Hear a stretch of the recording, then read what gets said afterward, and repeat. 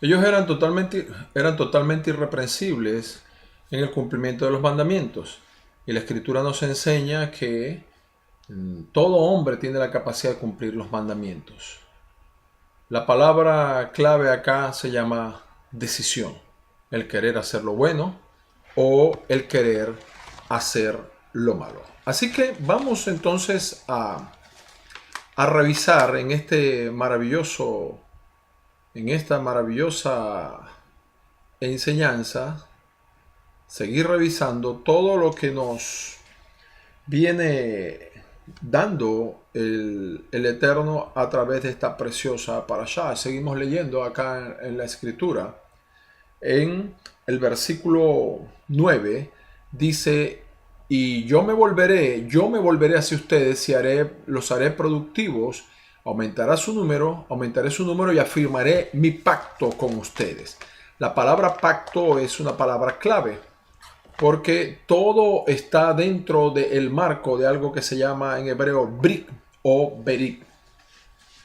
Pacto es un acuerdo legal. Para el Eterno, traer a la existencia jurídicamente y proféticamente al pueblo de Israel, el primero hizo un pacto con Abraham. Él lo ratificó con Yitzhak y luego con Jacob o Jacob. Hizo un acuerdo legal. La base de este acuerdo, la relación entre el Eterno y Abraham, y entre el Eterno y la descendencia de Abraham, es lo que se llama el pacto, el acuerdo legal. En este acuerdo legal, en Génesis o Bereshit capítulo 12, versículos 1 al 3, se nombran algunas provisiones muy específicas. Haré de ti una Angadol, una nación grande, eso es lo número 1. Después le dice, te bendeciré, ¿sí? Y serás una bendición y en ti serán bendecidas las familias de la tierra, lo cual también se puede traducir desde el original como en ti serán injertadas todas las familias de la tierra. Esto es y bendeciré a los que te bendigan y a los que te maldigan maldeciré. Entonces, tres grandes provisiones, una nación grande, bendecir a las familias de la tierra y un escudo protector, como lo dijo también en Génesis o Bereshit 15, Abraham, no temas, yo soy tu escudo, tu magén, alrededor de la descendencia de Abraham. Te bendeciré, número 1.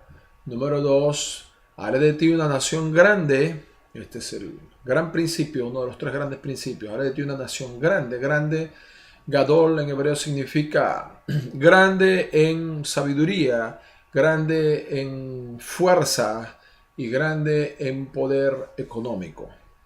Esto es la descendencia de Abraham. Lo número 2, te daré un nombre. También le dijo, te daré un nombre, te daré reconocimiento. Pero la parte más maravillosa es, bendeciré en ti a todas las naciones de la tierra. Este pacto tiene una connotación redentiva. Esto es muy importante. En el nivel más básico y en el nivel más literal, Pasha, que el Eterno prometió a Abraham sobre su descendencia esto. Pero en el nivel más profundo, en el nivel Sob, estamos hablando de la redención de una humanidad perdida. Esto es lo que el Eterno está hablando a Abraham a través de su descendencia y dentro de su descendencia. Permítame explicarlo. La redención consiste en ser arrancado del reino de las tinieblas, Colosenses 1:13, pasado al reino de su Hijo amado. Lo leemos también en todo el libro de Efesios capítulo 1, hasta el final. Todo el capítulo 1 habla de ese proceso de redención maravilloso. Arrancados del reino de las tinieblas, pasados al reino de su Hijo amado. Esto es redención. ¿En qué consiste la redención como acto legal? Arrancar a una persona, pagar el precio por una persona que está en una condición de cautividad y de muerte inminente, no tiene la fuerza, los recursos ni la autoridad para poder rescatarse por sí misma.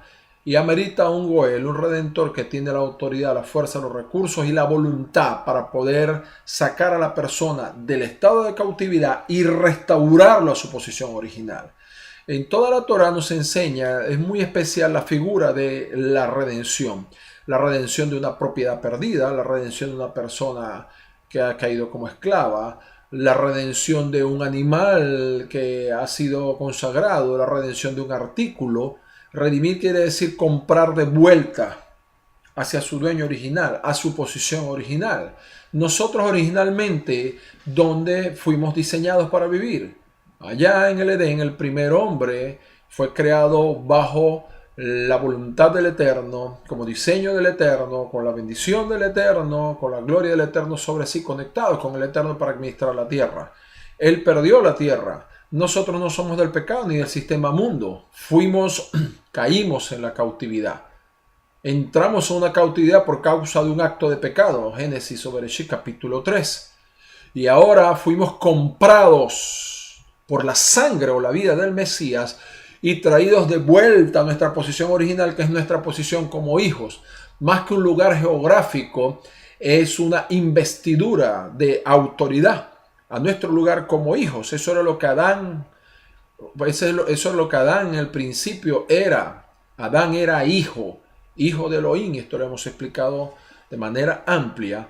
Pero el hijo es el administrador de toda la tierra. Con Adán se perdió la creación, porque el Eterno colocó a Adán sobre la obra de sus manos, según el Salmo 8:4 en adelante. Y según el Salmo 24, la tierra y su plenitud era del Eterno, pero la colocó bajo el mando de Adán. Y cuando Adán pecó, entonces toda la tierra también cayó en cautividad. Fue un acto terrible, catastrófico. La redención nos trae de vuelta a casa, al reino de Elohim, y a traer una relación personal con el Eterno a través de Yeshua. La base legal para esta redención fue el pacto hecho con Abraham. Pero con este pacto hecho con Abraham hay que entender los detalles. Los detalles son que primero hubo una descendencia física de Abraham. Los hijos de Israel con las 12 tribus que descienden directamente de Jacob. Esto es la clave. De esas 12 tribus, específicamente la tribu de Judá, se le dio la misión y la particularidad de que administrara el poder político de Israel, de que cuidara la palabra, pero también se le dio el privilegio de que de allí habría de venir el Mesías, según dice Miqueas 5:3, y otras profecías conectadas con ello. Tú, Belén Efrata, pequeña entre las familias de Judá, de ti me saldrá el que habrá de ser el libertador en Israel.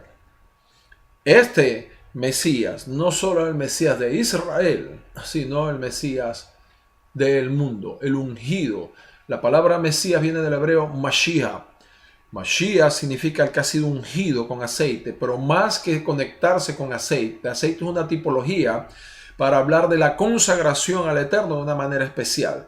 El Mashiach es quien recibiría la autoridad, el sello de autoridad del Padre por su espíritu, para gobernar lo visible y lo invisible y traer a restauración toda la creación y presentarla delante del Padre. Entonces, en ese sentido, es interesante destacar que la redención no solo es un acto legal, sino que también involucra un proceso que ahora mismo se está dando. Desde el punto de vista legal, nosotros ya hemos sido redimidos, pero desde el punto de vista operativo estamos en el proceso de la redención, porque aún falta la liberación de nuestros cuerpos de la esclavitud de la naturaleza pecaminosa, o de la realidad, de la naturaleza pecaminosa. La base de este maravilloso proceso es el pacto que el Eterno hizo con Abraham. Es un pacto de índole universal, es para toda la humanidad y para todo aquel que quiera recibirlo. La Escritura dice en concordancia, en congruencia perfecta con esta realidad, que todos los que somos del Mashiach, los hijos de Israel, nacen dentro del pacto, pero deben mantenerse dentro del pacto, los nacidos de Israel según la carne. Pero todos los que nacen en el Mashiach, los que son del Mashiach, quiere decir los que aceptaron su oferta, los que se arrepintieron y reconocieron que Yeshua proveyó su vida, derramó su sangre por toda la humanidad para satisfacer la justicia divina e imputarnos su justicia a nosotros y su inocencia y su justicia para que fuéramos aceptos delante del Padre y volviéramos a tener una relación íntima con el Eterno y su Santo Espíritu volviera a nuestras vidas como residió en Adán en el principio, según dice el Salmo 8, 4 y 5. Entonces, Cuando alguien acepta esta oferta, según dice Gálatas 3:29, se convierte en un hijo de Abraham. Esto está claramente escrito. La pregunta es, ¿quién es un hijo de Abraham? ¿En el contexto de qué realidad vive un hijo de Abraham? No, yo soy nicaragüense. No, yo soy inglés. Yo soy cristiano, pero soy noruego. No, yo soy cristiano, pero soy norteamericano. No, yo soy cristiano, pero soy argentino. Sí, desde el punto de vista étnico-geográfico eso tiene un nivel de validez. Pero lo que la Escritura dice es que si tú eres un hijo del Eterno, también en el contexto del pacto eres un hijo de Abraham. Y si tú eres un hijo de Abraham, oye bien lo que te voy a decir, eres un hijo de Israel. Esto es lo que dice la Biblia. Ahora, aclaremos esto antes de continuar adelante para que no haya alarma. Es bien importante comprender lo siguiente. Israel no es una entidad étnica, aunque la condición étnica es una consecuencia. Israel es una entidad jurídico-profética. Es la nación jurídico-profética. Y cuando digo jurídico-profética quiere decir que a nivel natural de este planeta Tierra tiene un marco legal para existir, que son el pacto hecho con Abraham y los mandamientos de Dios. Eso es uno. Pero la parte profética es que el reino de Dios, en el reino de Dios tiene el respaldo de acuerdo a ese pacto que se hizo con Abraham. El pacto es una manifestación de lo que está establecido en el reino de Dios. Los mandamientos son una evidencia y una manifestación de la naturaleza y funcionamiento del reino de Dios. Cuando Yeshua apareció, lo primero que dijo fue arrepentidos y convertidos porque el reino ha llegado. Para aquellos que aíslan las doctrinas del reino y todo lo demás, no, esto es una perfecta coherencia en la palabra. Entonces, Israel es el contexto o la entidad jurídico-profética que permite que haya una relación directa con el Eterno. Es una realidad jurídico-profética donde viven los redimidos. Esto es importante. A Israel, y ustedes dirán, entonces la iglesia, ¿qué pasa? ¿Qué ocurre con la iglesia? En Israel está compuesto por los descendientes, de acuerdo a lo que dice la Escritura, físicos de Abraham, que obedecen sus mandamientos, y está compuesto también por los descendientes de Abraham que han sido adoptados dentro de este Israel y que obedecen sus mandamientos. A la totalidad de Israel se le llamó la Cajal. ¿Qué es la Cajal? La Cajal es, la palabra Cajal es la palabra congregación. Esto fue traducido al griego como eclesia. Y eclesia a su vez fue transliterado al español como iglesia. Esto es la Cajal. De manera tal que la congregación de Israel es la Cajal, o por decirlo en términos más occidentales, es la iglesia del Elohim viviente. Y eso así está establecido y está escrito, porque Yeshua es la cabeza de Israel, como el Mesías, y es la cabeza de la iglesia. No puede ser cabeza de la iglesia y al mismo tiempo cabeza de Israel. Tiene que ser cabeza de un solo cuerpo, y esto es del Israel de Elohim. Dentro de este Israel de Elohim actual, entonces hay descendientes físicos de Abraham y descendientes de Abraham que han sido adoptados. Estos somos nosotros, los que no nacimos dentro de los genes físicos de Abraham. Pero dentro de estos descendientes físicos de Abraham deberían haber 12 tribus. De estas 12 tribus, solo 2 tribus quedaron después del exilio del año 725 antes del Mesías. De estas 2 tribus, algunas de las otras tribus también huyeron, pero en total se fusionaron todos y quedó una sola tribu, o quedaron bajo la denominación de una sola tribu, que es la tribu de Judá, con algunos descendientes de Leví, y algunos sacerdotes, pero todos quedaron dentro de Judá. Como tribus no existieron más, sino que quedó Judá. En adelante, después en los exilios, del 587, que comenzó en el 606, por cierto, y terminó en el 537 con el decreto de Ciro, para cumplir 70 años de desolación por causa de la desobediencia a los mandamientos, y también se refiere acá. Y bendito el nombre del Rey. Y de allí en adelante a este pueblo de Israel que quedó se le comenzó a llamar los judíos, la tribu de Judá. Pero los judíos, bendito sea el Eterno por cada uno de ellos, los judíos no son la totalidad de Israel, son solo un componente de Israel. Faltan 10 tribus que están perdidas. Aparte de esto, a raíz de los exilios comenzó el problema de la asimilación. La asimilación quiere decir gente que comenzó a desertar de la fe y a mezclarse con las costumbres de las naciones y perdieron totalmente su identidad judía. El fenómeno más serio acerca de esto se dio en el siglo XVI con el llamado proceso de los Anusim, judíos que se convirtieron al cristianismo católico o al catolicismo para escapar de la Inquisición, y que muchos de ellos quedaron mezclados allí y sus descendientes fueron llamados por los católicos de manera despectiva los marranos.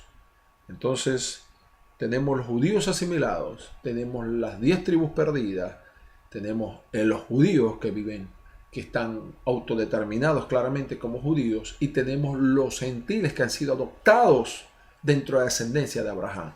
La totalidad de toda esa masa de personas es lo que conforma a Israel de Elohim. Pero hay un pero adicional, y este pero adicional consiste en que la Escritura nos enseña que los hijos de Israel son llamados a cumplir con los mandamientos.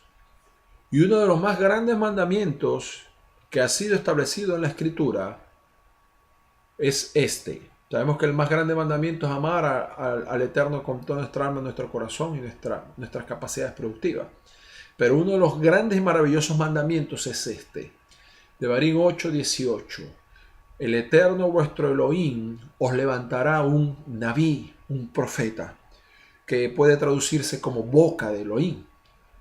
Y a este profeta oíd, obedeced, y el que no escucha a tal profeta será cortado. Este mandamiento está en la Torá, y todo hijo de Israel debe obedecer este mandamiento. Y este mandamiento ordena que todo el que ama al Eterno debe amar a Yeshua, que es el profeta que ha sido enviado por el Eterno, el Naví. Por eso muchas veces le acercaban a Yeshua y le decían: ¿eres tú el profeta? ¿Eres tú el Mesías? No hay diferencia, sino que era específicamente una de las funciones del Mesías. Era llamado el Naví, el profeta. Y el que no obedezca al profeta es quitado, es cortado. Tiene que reconciliarse con el Eterno. Por eso el libro de Romanos el libro de los Romanos nos enseña en el capítulo 11 que el olivo que representa al Israel de Elohim también tiene ramas que han sido desgajadas, que están por fuera. ¿Por qué? Porque aunque nacieron dentro de Israel, no reconocen al Rey de Israel. Y esto es un asunto delicado, profundo. Pero en términos muy concretos, el Israel de Elohim, la congregación de Elohim, la iglesia del Elohim viviente, es la descendencia de Abraham. Los que nacieron dentro de la descendencia y los que fuimos adoptados. En ese sentido dirás, ¿toda la iglesia cristiana es iglesia del Elohim viviente? Indudablemente. Pero también ocurre allí lo mismo. Hay gente, un grueso número de personas dentro de la iglesia cristiana, de la Cajal, del lado cristiano, que resisten a los mandamientos, que luchan en contra de los mandamientos. Algunos por mala intención, muy pocos. Otros por un gran desconocimiento. Otros porque están desinformados. Pero precisamente hacemos bien en volver a la Escritura y entender cuál es la voluntad del Eterno para nuestras vidas, el comprender los mandamientos, el comprender la palabra, el caminar en ella. Algunas personas creen que por caminar en los mandamientos el Espíritu del Eterno se va a apagar en sus vidas. De ninguna manera. Caminar en los mandamientos trae el poder de Elohim en nuestras vidas. Elías caminó en los mandamientos. Vaya a ver usted su vida. Elisha, el profeta Eliseo, caminó en los mandamientos. Los profetas caminaron en los mandamientos. Los más grandes milagros de Elohim, los apóstoles, los Sheliakim, caminaron en los mandamientos.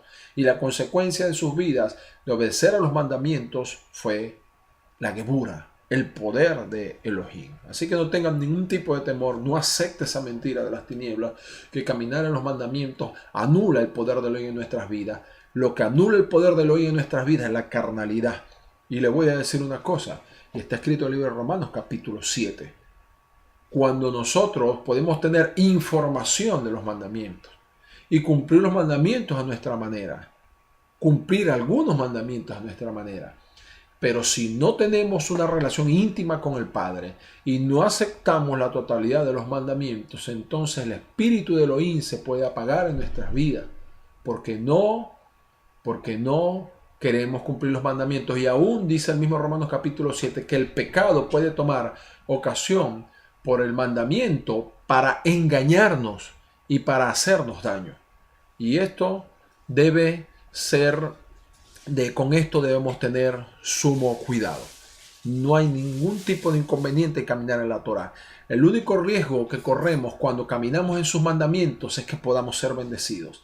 El único riesgo que corremos cuando caminamos en sus mandamientos es que el poder de Elohim aumente en nuestras vidas. El único riesgo que corremos cuando caminamos en sus mandamientos es que los ángeles de Elohim empiecen a moverse alrededor de nuestras vidas y presenten batalla a nuestro favor. Que el poder de Elohim se manifieste, que los secretos de Elohim me sean revelados, que mis sueños sean inundados de revelación, que mi vida sea llena de abundancia, que mi llamado sea multiplicado, que crezca en autoridad, que suba por la escalera de Jacob, suba por la escalera, que pueda ir ascendiendo mi vida espiritual, pueda ir llenándome de poder. Ese es el riesgo que corro cuando cumplo con los mandamientos. Y esto es lo que el Eterno quiere para nuestras vidas. Así que no nos dejemos engañar por Hasatán. Deseche toda esta mentira y agárrese a la palabra del Eterno y a los mandamientos del Eterno.